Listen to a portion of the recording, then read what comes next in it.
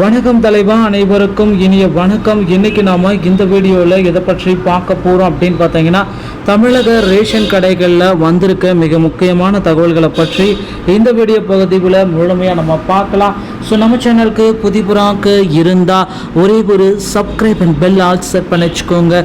நம்ம சேனலில் வர அப்டேட்ஸ் எல்லாமே மிஸ் பண்ணாமல் இருக்க இது மிகவும் அவசியங்க. தமிழகத்தில் ரேஷன் கடையுடைய ரிசல்ட்டை குறித்த உண்மையான நிலவரத்தை பற்றி தாங்க இந்த வீடியோ தொகுப்பில் முழுமையான தகவலை பார்க்கலாம். ஸோ ரேஷன் கடைகளில் விற்பனையாளர்கள் மற்றும் கட்டுநர்களுக்குண்டான பணி நியமன ஆணைகள் எப்பொழுது நமக்கு கிடைக்கும்? ஸோ இதுதாங்க கேள்விக்குறிகளாக இருக்குது. ஒவ்வொரு மாவட்டத்தினருமே பார்த்திங்கன்னா ரேஷன் கடைகளில் விற்பனையாளர்கள் மற்றும் கட்டுநர்களுக்குண்டான பணி நியமன ஆணைகள் தயாரிக்கும் பணிகளில் போயிட்டுருக்காங்க. ஸோ மாவட்ட வாரியாக பார்த்திங்கன்னா தமிழகம் முழுவதும் ரேஷன் கடைகளில் விற்பனையாளர்கள் மற்றும் கட்டுநர்களுக்குண்டான அப்பாயின்மெண்ட் லெட்டர், ஓகேங்களா?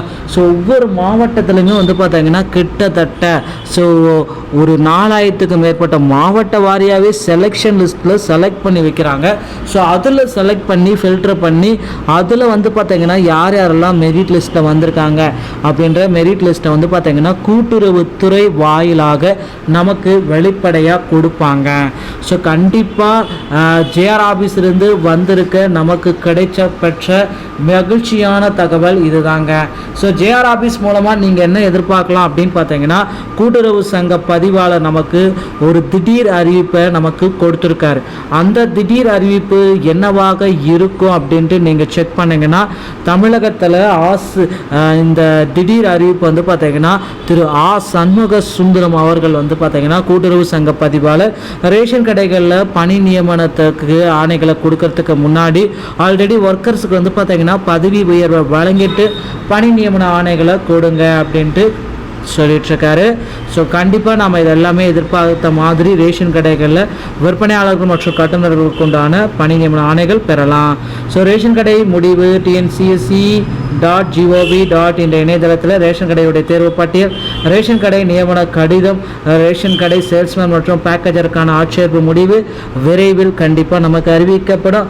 6427 பணியிடங்களுக்கான ஆட்சேர்ப்பு அறிவிப்பை டிஎன்டிஆர்பி கூட்டுறவுத்துறை மூலமாக மட்டுமே நம்மளால் பெற்றுக்கொள்ள முடியுங்க.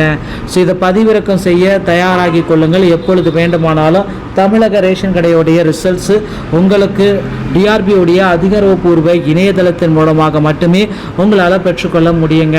ஸோ இந்த இணையதளத்தில் போயிட்டு நீங்கள் ரேஷன் கடையுடைய முடிவுகளை பெற்றுக்கொள்ளலாம். ஸோ ரேஷன் கடை சம்பந்தமான செய்திகளை உடனுக்குடன் பெற நம்ம சேனலோடு இணைந்திருங்கள். நன்றி, வணக்கம், தேங்க்யூ.